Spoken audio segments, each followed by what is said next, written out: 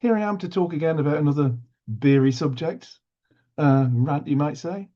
I did ask for suggestions, and one that came up quite a bit was Scotland, Scottish beer.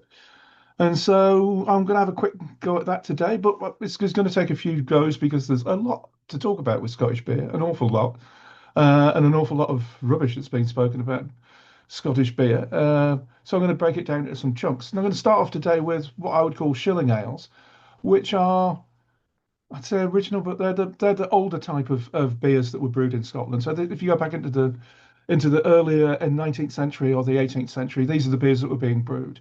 Why do I call them shilling ales? Because they were normally sold as a certain number of shillings. So the lower ones were down at like 40 shillings, and the strongest were up 160, 180. And so the weaker ones, they'd be like maybe 1035, 1040. And the stronger ones, well, they'd be well north of 1100. So 1140, the strongest ones. So a brewery like William Younger, for a while, they had three or four beers over 1100 OG. Um, these were basically mild ales, or most of them were mild ales. So these were beers that weren't normally aged, they were sold young. Even the very really strong ones were mostly sold very, very young. You get the occasional one that was done as a stock ale and kept a little bit longer before sale, but in the most part, these were sold young, which is quite unusual for beers of 11% maybe ABV. And they're also mostly sold in bottles, which is another strange thing.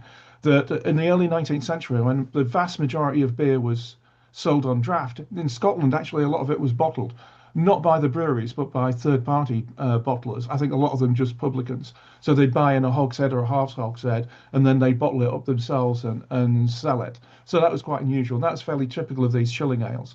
Getting back to the hogsheads point, this is where the name comes from. That because the name is basically a price. So a shilling is an old unit of currency. It's 12 pence or 5 modern p.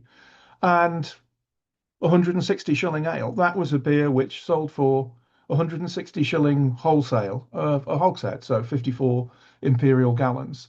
Um, these were quite simple beers. So if you go back to the early 19th century, they're just pale malt. There's nothing else to them. They're just pale malt and hops. No colouring of any sort. They're just pale beers. And Edinburgh Ale in particular was noted for being a particularly nice, delicate pale colour. And it's only later on when you get a different type of Scotch ale that these things start getting darker. But these original ones are all pale, all very simple beers. Um, they have absolutely no relationship other than that having shillings in the name to modern 60, 70, and 80 shilling or any other modern shilling. These beers basically died out during World War One.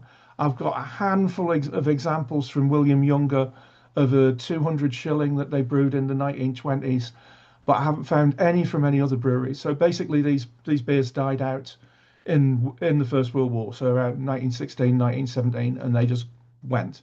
And after that, the beers that were being brewed in Scotland were, on the face of it, quite different. But we'll get into that later when I look at another lot of shilling ales, which I won't be calling shilling ales, which I'll be calling Scottish pale ales.